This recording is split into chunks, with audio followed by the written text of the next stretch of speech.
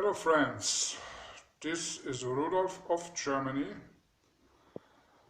with his 17th chapter of educational videos concerning the tall white race and the human population. Today I will speak a little bit about how it came about that the black population got an albino strain, which later on was known as the white people, who moved on to Europe, Northern Europe. The way we got ahead and changed the DNA of a black tribe in Africa in order to form another race is as follows. We used always a specific virus to introduce into the human cell the albino compounds which we needed. Once these compounds were introduced to the human cell, the DNA changed. The DNA can only change when retro or retroviruses become part of the DNA, which happens over several generations. It has been done in this particular case in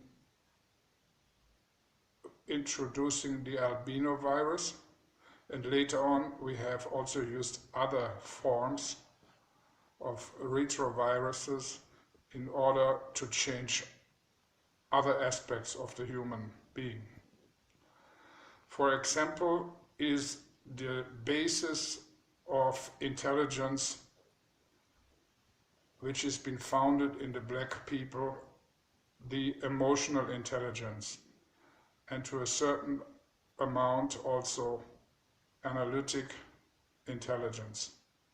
We have tried to diminish the emotional intelligence in the white albino race and foster the analytical intelligence, which has worked for a long time.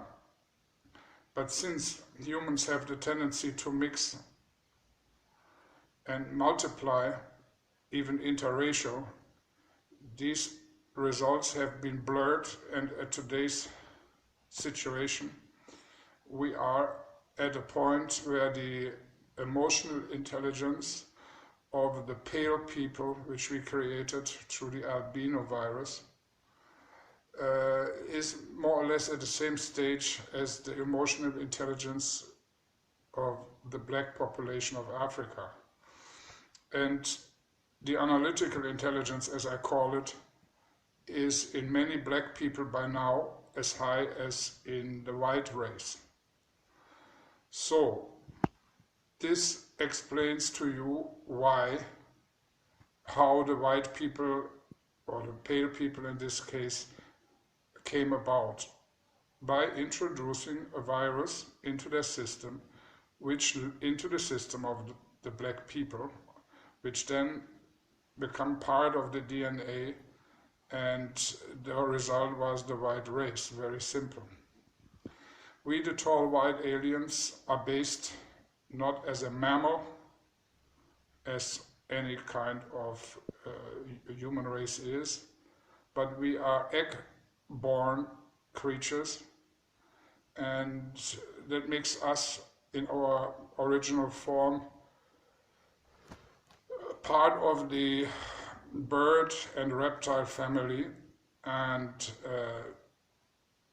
we could not multiply in the way, or we would not multiply in the way the human race here on Earth multiplies. So we are, of course, specialists in introducing specific types of different virus into the human DNA cord, which later on becomes part of it. Another example is the AIDS virus, which has been introduced but it was not very successful for long. The body adapted very quickly to it, and as well as Ebola, which is not very effective. It does not move quick enough from host to receiver. And this whole thing is artificial, of course. It can be in laboratories produced and is produced. Some viruses are, of course, born by natural means, and others, as I said, are specifically created for humankind to keep the numbers down or to enhance intelligence, etc. The same can be said to other intergalactic races which have been also tampered with by us, and I will not exclude ourselves.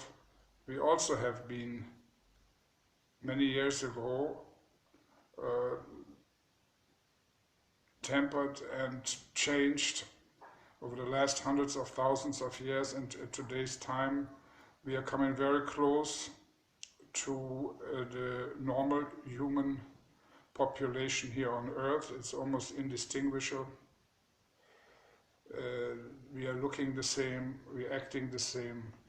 The only difference is that we are, of course, switching from one form to the next, which shape-shifting, as you call it, can take place under specific circumstances. I will talk to you about this in the next video.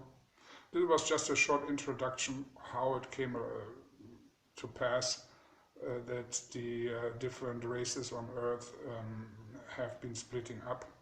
And like I said, it's a matter of introducing a specific retrovirus which becomes part of your DNA. So this was this little bit of information. Next time we talk about shape-shifting and the doppelganger phenomena, which is not known to most of you, but it might be of interest to some of you. I wish you a beautiful day, your friend Rudolf of Germany.